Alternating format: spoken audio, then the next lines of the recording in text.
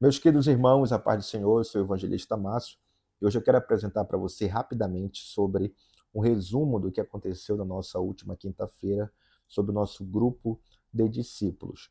O grupo de discípulos é uma iniciativa da Assembleia de Deus de Outeiro, precisamente do nosso presidente, pastor Joás Passos, onde nós acreditamos, através da visão do nosso presidente, que pequenos grupos de discípulos promovem crescimento, maturidade cristã e principalmente a ideia do discipulado intencional, que é cuidar, acolher, preparar e enviar.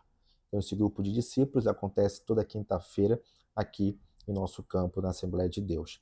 Nessa última quinta-feira, nós trabalhamos sobre um tema, e o tema foi o quarto secreto, onde o céu responde. Eu gostaria de convidar você nesse momento a pegar a sua Bíblia, porque nós vamos aqui trabalhar sobre Mateus capítulo 6, e o versículo de número 6.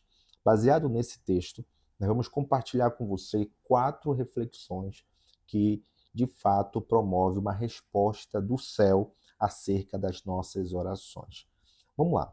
Mateus capítulo 6, versículo 6 diz: Mas tu, quando orares, entra no teu quarto, fecha a porta, ora teu pai que está em secreto, e teu pai que vem em secreto te recompensará. Nós vamos falar agora sobre 4 reflexões baseado nesse versículo 6 do capítulo 6 de Mateus. Vamos trabalhar aqui a primeira reflexão. A primeira reflexão fala sobre a oração pessoal. Quando orares. Jesus supõe que todos nós precisamos orar. Todos nós vamos orar. Não é uma pergunta se você vai orar, mas quando orares. Isso deixa claro que a oração ela não é uma opção, mas ela deve ser um estilo de vida.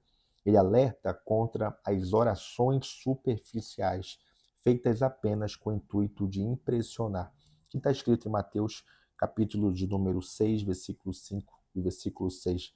Orações verdadeiras, elas devem partir do âmago do nosso coração e não do palco das aparências, que era uma atitude comum, rotineira dos fariseus da época, onde eles têm o intuito de expor suas orações para atrair os aplausos dos homens.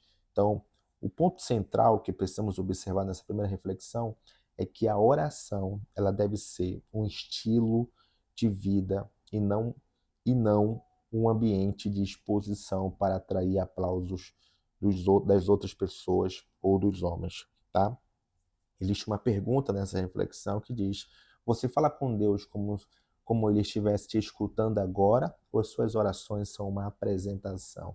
Eu conheço alguns obreiros que, quando vão fazer as orações iniciais dos cultos, e pegam o microfone, ali ele faz uma exposição das suas orações, né? Uma exposição de palavras difíceis que, na maioria das vezes, nem sabe os seus significados, e a ideia não é uma apresentação de oração, mas uma oração verdadeira através de um coração que se esconde no quarto secreto. Bom, a segunda reflexão fala sobre a separação radical. Entra no teu quarto. O quarto aqui, queridos, era um lugar onde se guardavam tesouros. Ao ordenar que ali oremos, Jesus nos convida a parar tudo o que entra, distrai ou rouba o nosso tempo espiritual. A comunhão com Deus precisa de um espaço reservado e prioritário, não de um acessório espiritual. O ponto central da reflexão número 2 é eliminar distrações. Nós estamos vivendo num tempo pós-moderno tão acelerado que muitas das vezes o excesso de informação e o excesso de distrações tem roubado o nosso tempo com o Senhor. A ideia de entrar no quarto aqui é justamente reservar, dar prioridade à presença de Deus e falar com Deus da presença. O Senhor nos convida a eliminar distrações, a eliminar aquilo que pode roubar o nosso tempo, a eliminar aquilo que pode roubar a nossa entrega, a nossa sinceridade diante do Senhor. Elimine as distrações, deixe de lado aquilo que possa roubar o seu tempo com Deus. Existe uma pergunta, e você pode observar ela, que diz assim: qual tem sido o seu quarto secreto? Qual tem sido o seu quarto secreto? O que você precisa fechar para ouvir a voz de Deus? Pense nessa pergunta, promova uma resposta. Eu tenho certeza que o Senhor vai te dar direção para vencer cada vez mais e entrar no quarto e falar com Ele. Reflexão número 3 fala sobre o foco absoluto e sincero, que é justamente fechar a porta. Escute bem, essa atitude não pressupõe uma oração mecânica, mas uma dedicação sem rótulos. Né? Segundo Matthew Henry, acho que é assim que se pronuncia, qualquer ato realizado para aparecer diante dos outros não recebe outra recompensa senão a própria opinião alheia. Jesus nos ensina a orar longe dos aplausos humanos, numa conexão transparente com o Pai. Observe essa palavra, transparente com o Pai. Quando a reflexão 3 fala sobre o foco absoluto e sincero, fechando a porta, ele está falando, quando você fecha a porta do secreto com Deus, você expõe quem de fato você é. Alguém diz que nós só iremos nos conhecer de fato quando estamos a sós, quando não estamos cercados de pessoas, amigos ou de multidões, mas quando estamos sozinhos é quem de fato nós somos. Então, fechar a porta do que no texto é justamente a oportunidade que temos de mostrar para Deus quem de fato somos, o que de fato estamos passando, qual é a nossa luta verdadeira, e expor para Ele de uma forma transparente um relacionamento e conexão saudável com o Senhor. Observe essa pergunta: o que atrapalha o seu momento com Deus? Celular? Pressa? Comparação? Vulnerabilidade? O que atrapalha o seu tempo e o seu relacionamento com Deus? Observe a reflexão 3, foco absoluto e sincero, fechando a porta. A reflexão número 4 diz assim: o Pai que vê em secreto recompensa que vai além do visível. Escute bem. Deus vê cada lágrima, cada gemido, cada clamor, mesmo que ninguém saiba. Comentadores afirmam que esse recompensar aqui é graça e provisão que vem do nosso coração, que vem do coração de Deus para os nossos corações. Né? Nosso Pai pune qualquer religiosidade vazia, mas ele honra o genuíno. Nosso Pai pune qualquer religiosidade vazia. A ideia da reflexão número 4 é crer que o Deus que vê no secreto, ele há de nos recompensar em público. O Deus que está vendo os detalhes que o homem não vê, ele trará recompensa para aqueles que são verdadeiros. Observe essa pergunta: você acredita que Deus recompensa mesmo quando ninguém mais vê? Qual foi uma resposta sincera que você viveu no secreto?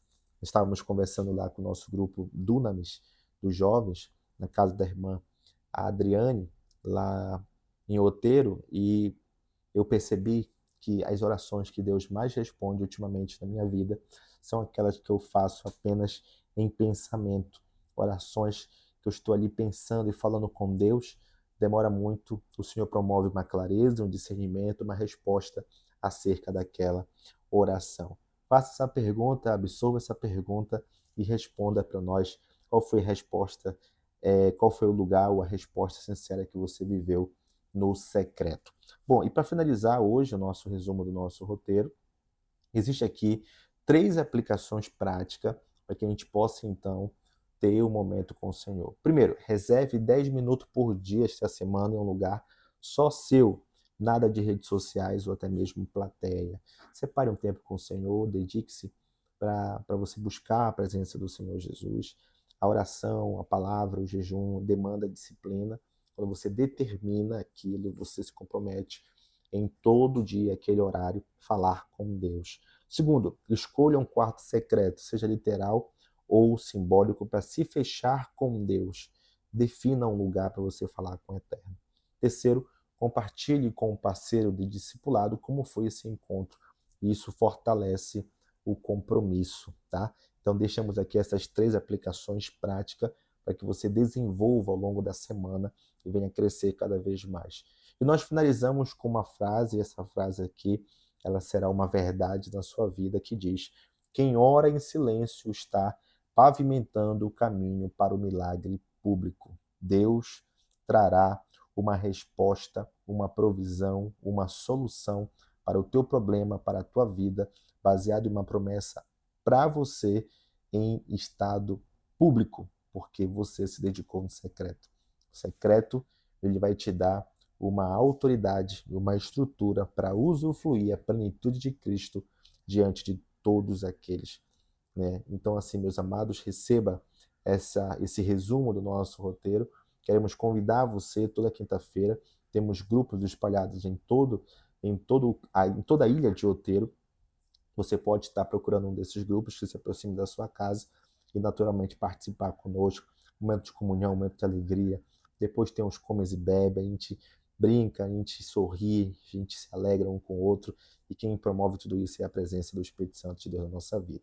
Deus te abençoe e até o próximo resumo do nosso roteiro do Grupo de Discípulos da Assembleia de Deus em Outeiro. Em nome de Jesus.